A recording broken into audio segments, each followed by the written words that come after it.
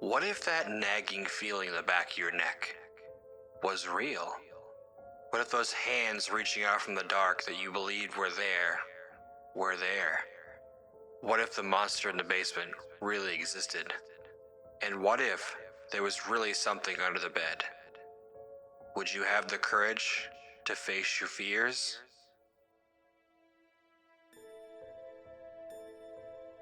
Hello, brave souls. I'm your host, Paul Rondeau, and tonight's story is called I Was Part of a Failed Attempt to Set Up a Colony on Uranus. I hope you enjoy.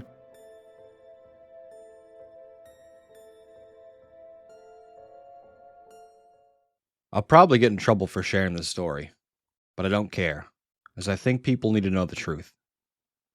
I have no idea why I was chosen as part of this mission, as I have very few discernible skills. I was overjoyed at being picked, though, as I knew it was a once-in-a-lifetime experience. It took months of training to prepare for what awaited us in the colony. They had already set up a small settlement and just needed the colonists. I remembered looking back at Earth and thinking that I may never return.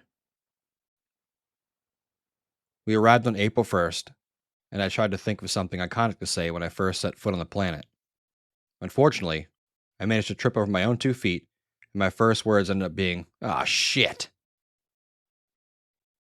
There were almost 500 colonists with another 150 workers, whose job it was to keep us alive.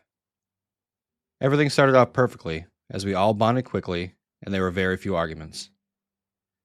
We were living in a complex that covered about 3 square miles and had enough supplies to keep us going for over a year. There were animals brought to supply us with fresh milk and food.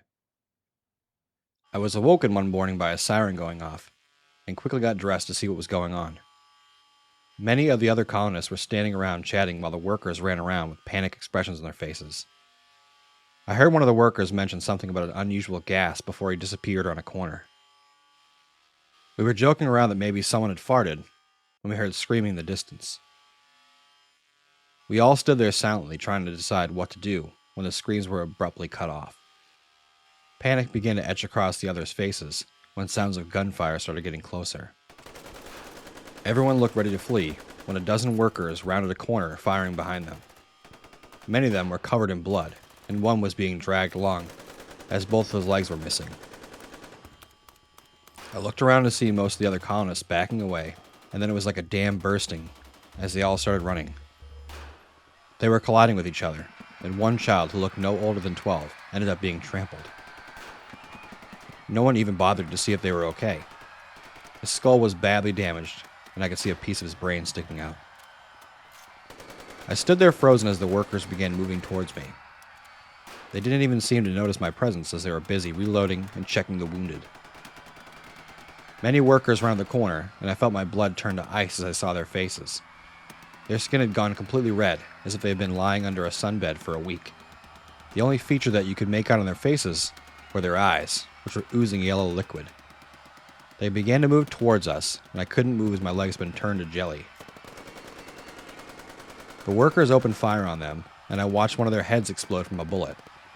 The body collapsed to the ground, and a gas began flowing outwards from the body and began creeping towards us. It reminded me of a mist that you sometimes see covering graveyards, and I knew that gas meant certain death. The surviving creatures quickly overwhelmed the workers and pinned them to the ground. They opened their mouths, and a gas forced its way into the workers' mouths. The workers that had been injured were ripped apart, and their limbs were discarded. Within moments, the workers' skin had began to sizzle, and they took on the same appearance of the creatures. Their eyes all locked on mine, and began inching towards me. I finally convinced my feet to move, and I took off running. I could hear the sounds of footsteps behind me, and I knew they were not far behind. I reached an airlock and began to panic when it didn't open. I began hammering on it and pleading for someone to open it. My prayers were answered as it swung inwards, and I rushed inside. I looked around to see about 50 of the colonists cowering inside. The airlock was slammed shut behind me, and I was relieved that I was safe for the time being. I quickly recounted what I had witnessed to the others, while we tried to decide what we should do. Someone suggested using the escape shuttle, as it could ferry us all to safety. It was an automated system, so no one needed to know how to fly it.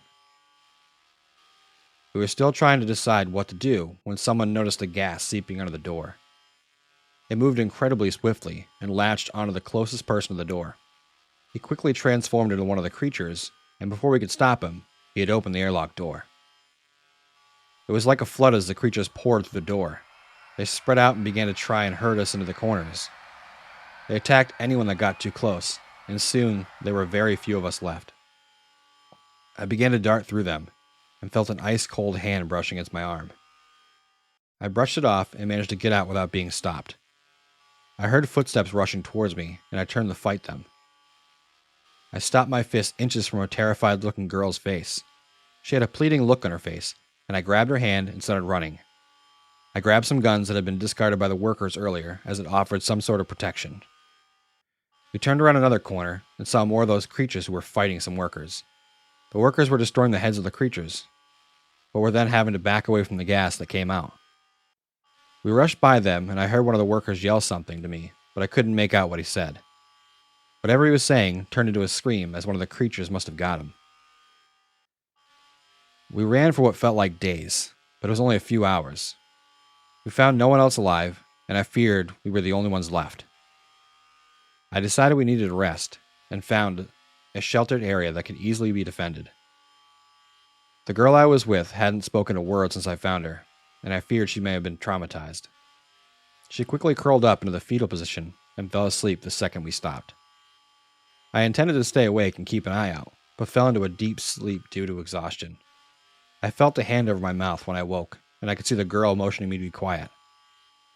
I cocked my head, and I could hear the sounds of footsteps nearby. I peered out where we were hiding, and saw dozens of the former colonists and workers marching in unison. They thankfully didn't notice us watching them, and were quickly gone. I moved out and looked in the direction they had gone. Unfortunately for us, that was the direction we needed to go as well. I quickly found us some supplies, as we may need them for later. We spent the next few hours moving towards the escape shuttles. We kept having to double back on ourselves, or hide, as the creatures were obviously searching for survivors. We finally reached the shuttles, and I quickly launched all but one of the shuttles to stop the creatures from using them to reach Earth. We were about to climb into the final shuttle when the creatures fell upon us. The girl was dragged from my arms, and I was forced to watch as the gas took control of her. I reached for the gun that I had acquired earlier and began firing into the creatures. I felt a pang of sadness as I watched the girl's head explode as the bullets entered her right eye. I jumped into the final shuttle before the gas could reach me and launched it into space. I gazed at Uranus and wondered what other evils this planet contained.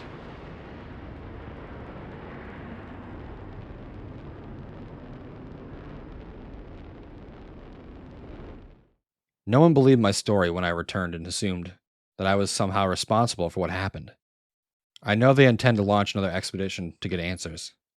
I just hope that whatever they find there doesn't find a way back here to Earth. Thanks for listening. I hope you enjoyed the story. Big thank you to sugar-soad for allowing me to use this story. Come back next time for some more spooky stories, and as always, remember to face your fears.